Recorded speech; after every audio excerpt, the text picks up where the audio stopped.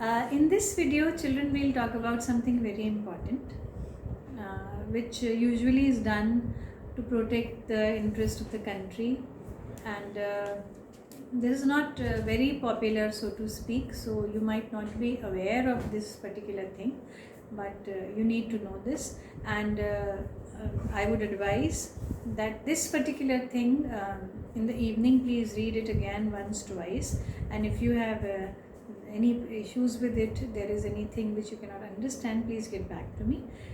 The way country functions, our country functions, everybody has to know. Civics has this problem, children. Like, talk to your parents.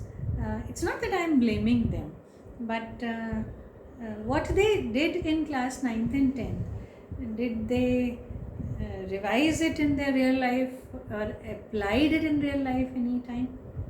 We belong to a country, sadly, children, where if you ask randomly, uh, on which date we celebrate Republic Day, then many people will answer 15th August. World's biggest democracy, largest democracy, and still people are not interested in the way we function. No wonder our government also falters, because they know they are dealing with a set of people who are not bothered, so to speak. I'm not criticizing, I'm telling you the reality. So you might be wondering why civics has been included in your course. Class 6 this journey started, and you might be thinking, another subject, boring subject, but this is how your country is managed. Such beautifully made document which we call constitution, as so many rights we have. You might be, as I am telling you in videos, you might be thinking at the back of mind, this question might be there, ma'am is saying this, but it doesn't happen in reality. Am I right? Why does it not happen in reality? Because people aren't aware. And from where this awareness will come? When things are conveyed to you, then go and research for them. I'm not talking about that kind of research that you look for something. People do it all the time these days, and on Insta, on Twitter, and this, you see a war going on, and people post things over there. This, half knowledge is again very, very, dangerous. So when knowledge is available from right kind of sources, then people don't make use of it. So my request that when you are doing it, and maybe if you will not opt for humanities, or you have not decided to become IS again, or political science also in class 11th and 12th, then maybe you are doing these lessons for the last time, as the majority does in your country. So don't do that. Be aware.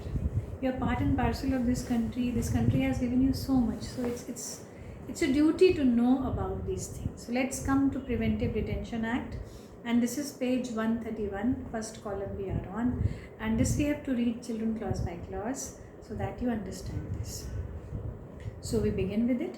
In case a person is detained under preventive detention, he can be kept in custody under the judicial system for a period of 3 months without trial. Trial is that old court case. Such a person has the following rights. Let's read them. Preventive detention, did you understand? Detention, somebody was detained, held back. Preventive, even prevention is better than cure. Just because there was a fear that this person can do something, they were held back from the mainstream of life. Try reading about when this Article 370 was removed from Jammu and Kashmir. You will understand. I will not tell you. Read it and you will be able to apply this thing there. But yes, get back to me after reading. So preventive detention doesn't mean that a person stands accused. They are not being blamed for anything. It is only a precautionary measure.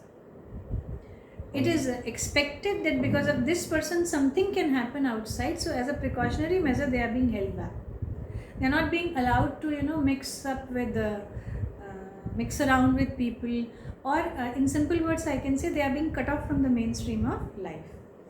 Detention beyond 3 months can be extended only by an advisory board constituted for the purpose and consisting of a judge of the High Court.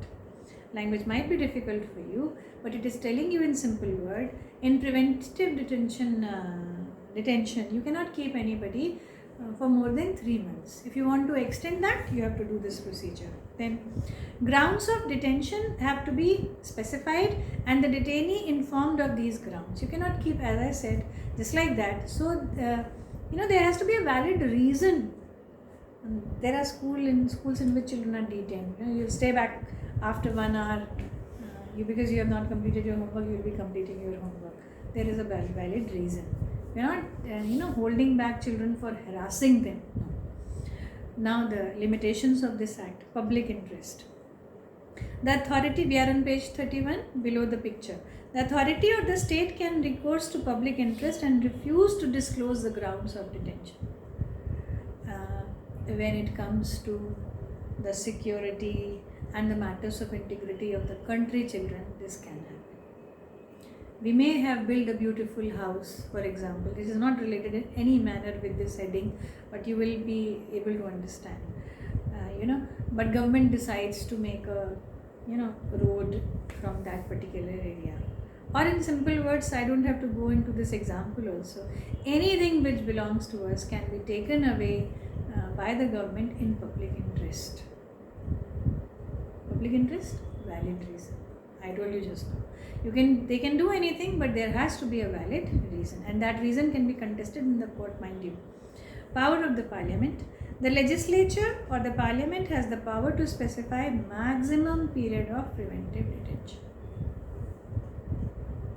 You cannot keep anybody for end number of days over there. So with this we come to an end with right to